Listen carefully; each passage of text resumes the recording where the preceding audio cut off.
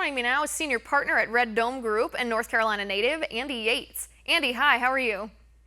Wonderful. How are you tonight? I'm doing well. Thanks for being here. Andy, to me, Sure. watching the signing, watching the remarks after this repeal bill was signed, it seems to me that this so-called repeal is much the same as the outrage has been over the last year. It's just political showmanship. They're just trying to create political capital from it. Am I wrong?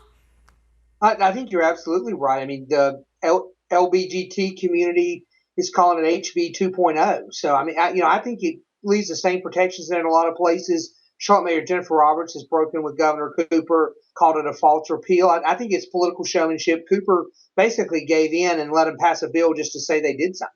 Right, and that's what he's saying. Like, when you listen to that speech, he's saying the end to discrimination in North Carolina, we're turning a new leaf, we're being inclusive, all these different things. But when you look at it, I mean, it's not that different. One of the things that that the opposition disliked about HB2 was that it prohibited localities from the non-discriminatory ordinances. Well, this bill doesn't change that until 2020.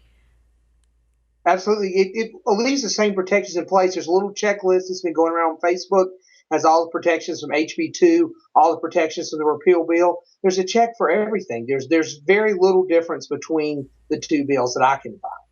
Right, so why did he do it then? From a political standpoint, why push this bill through? Why not wait either until he has a bill that the LGBT community likes, or just stick with the one that's been doing fine for the last year?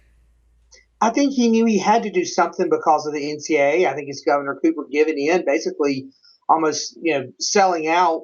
While I'm a fan of the repeal bill, a fan of HB2, in fact, I think Governor Cooper sold out basically the key constituencies that backed him. Human Rights Council spent millions of dollars in his super PAC. He sold them out to bring basketball games to North Carolina.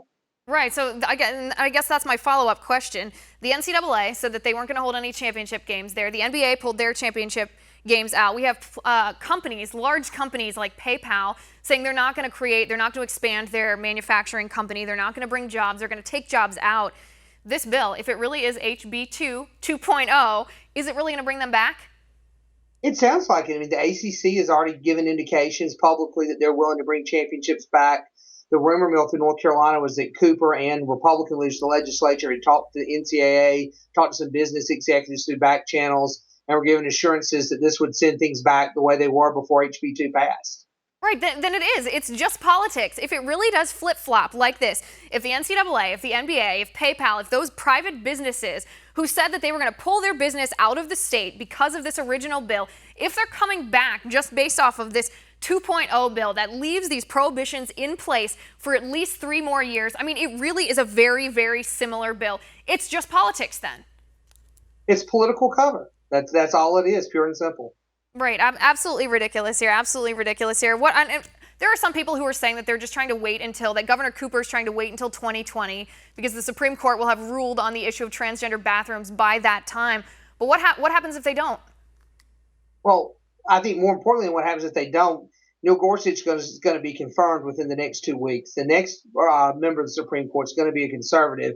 I don't think they're going to be ruling on Governor Cooper's side on transgender bathrooms. So if he's punting to 2020, hoping for that, I think he's hoping for the wrong thing. Right, he's just punting it. He's refusing to address the issue. He just wants to be able to point the finger at the Supreme Court and say, hey, I did my best, I passed a repeal bill, but you conservatives on the Supreme Court, you're the ones, it's your fault, it's not my fault.